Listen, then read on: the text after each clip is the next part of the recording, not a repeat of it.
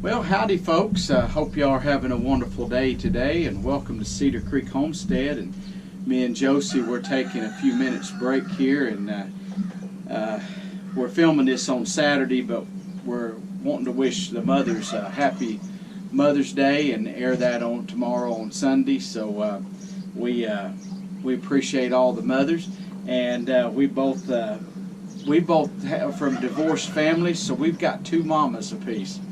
And one of hers isn't living, but both of mine are, and both of them were special and unique in their own ways. And so we appreciate on my side, and her too.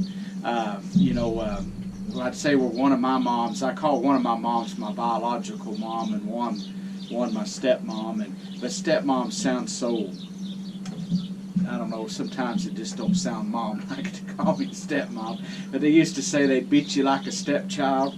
Not that my mom has ever said that, but they used to say beat you term. like a red-headed stepchild, which I was, and I didn't appreciate. But anyway, I've had a lot of people, and Josie has too, I'm sure, that have been like mother figures to us over the years, and some of them have gone on to be with the Lord. But it doesn't mean just because they gave birth to you that they can't be like a mom to you. And I've had a lot of people be that way, or like a grandma to me, or whatever. I consider grandmothers that's Mother's Day present too. And my grandmothers aren't living now, and none of yours aren't either, are they? I have a step-grandma that's still alive. Step-grandma's alive. Mm-hmm. So, see, we have so many in-laws and outlaws, it's hard to keep up with them. But we might share something about our mothers that we remember. And you want me to go first? If you seem to be on a roll. On the roll, okay. I'll let her get her mind together and be thinking on that, because I kind of threw that out there. I've got it, but go ahead. Okay, well, go ahead. Women first. Yeah, that's so fine. Ladies first.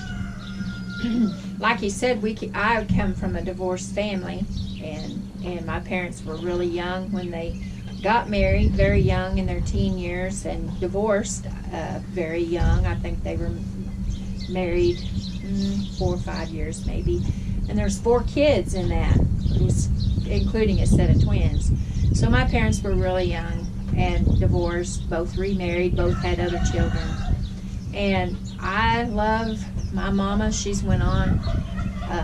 She's no longer with us, but I loved her. I still love her. And I have a good stepmom. She's a good woman, and I think she would fight tooth and toenail for me if she had to. And I respect her because she's been good to me all these years. And if I needed to know any kind of thing that I didn't think I could talk to Mama about, I could talk to her. And she never tried to do any kind of going behind my mom's back or anything on any of that kind of stuff. She was just there when I wasn't comfortable speaking with my mom. He's talked about memories. My mom was really good at holidays, my mama. And one time I remember coming home right before Christmas, and she had spent the entire day making gingerbread cookies. Not gingerbread cookies for us to eat. I'm sure they were salt dough. I just can't remember. But she had made them, and she tied their hands together with ribbons, and she had them strung all the way around on all 4 walls of the living room. And she just was really good at making holidays special. And I think she enjoyed them, and she was much as kid as we were when it came to that kind of stuff. And she would spend the entire year. There wasn't a whole lot of money, so she would spend the entire year.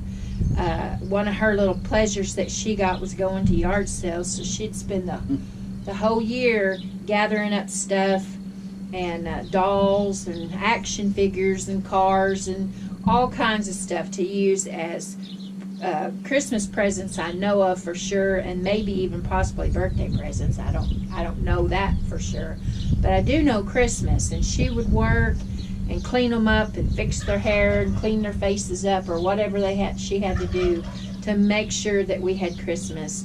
And we always had 3 or 4 or more presents to open each. And I know that the presents isn't all that there is to it, but I'm just saying that she did all she could to try to make it fun.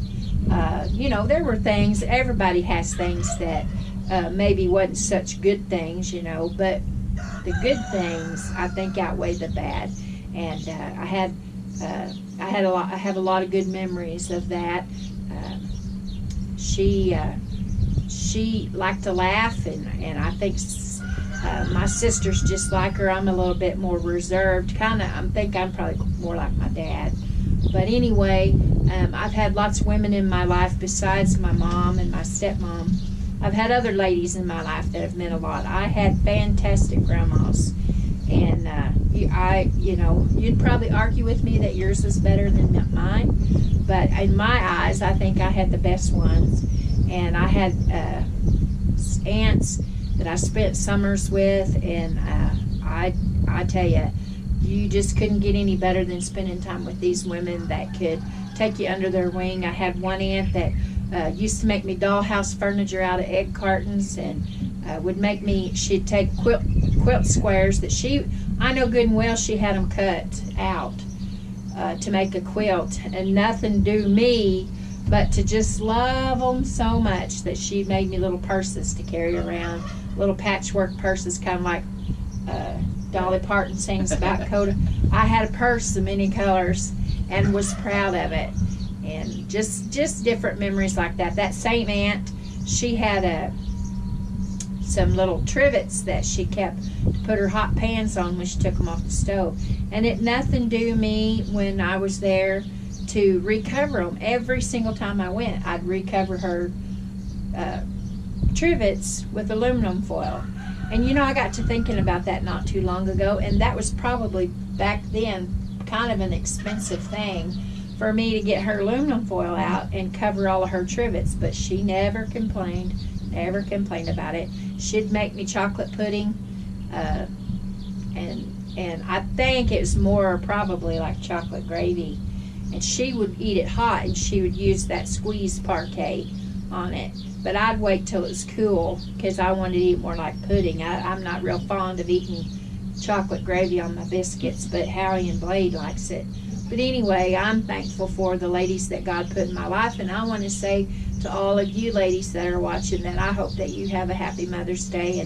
And I have one boy, and I wouldn't trade him for anything, and I'm thankful that I was allowed to be his mother and allowed to do the things that I could do to try to direct him in life. And so I'm hope you have a happy Mother's Day. He was really brown-nosing his mother today. He brought her lunch, and brought us both lunch, and also brought her a dozen roses. And I ain't even gotten her a dozen roses. I have her a little something, but she's going to have to wait until tomorrow, which will be airing on Sunday, so which will be tomorrow. My mom's,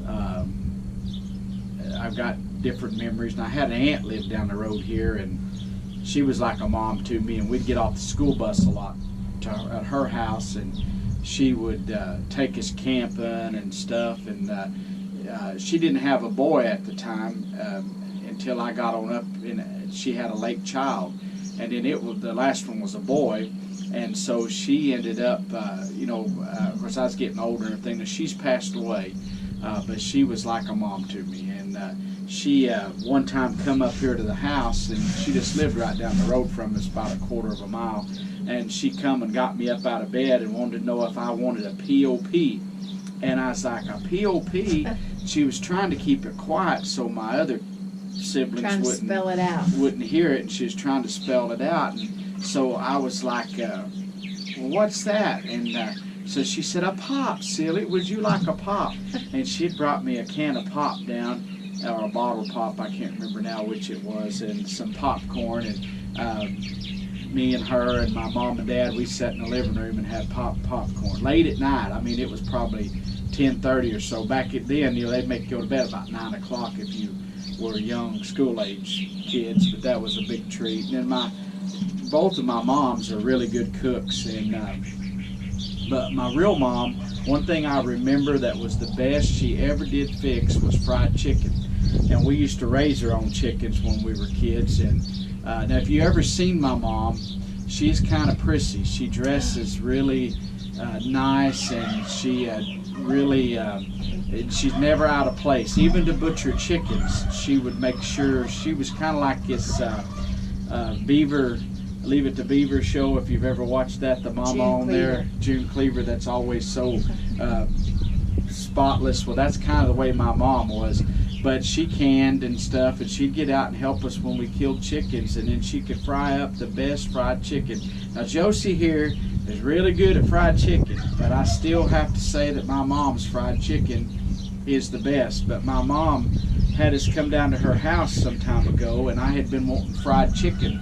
And used to, when I lived off, she would come and visit, and my mom would buy store-bought chicken and fry it, and she could really do a good job even on a store-bought chicken. But anyway, when she invited me and Josie down to her house to eat, and we go down there, and we thought we were going to have her good old homemade fried chicken, and I had bragged to her so much about it. Well, it ended up being KFC chicken, but she had heated it back up in the oven.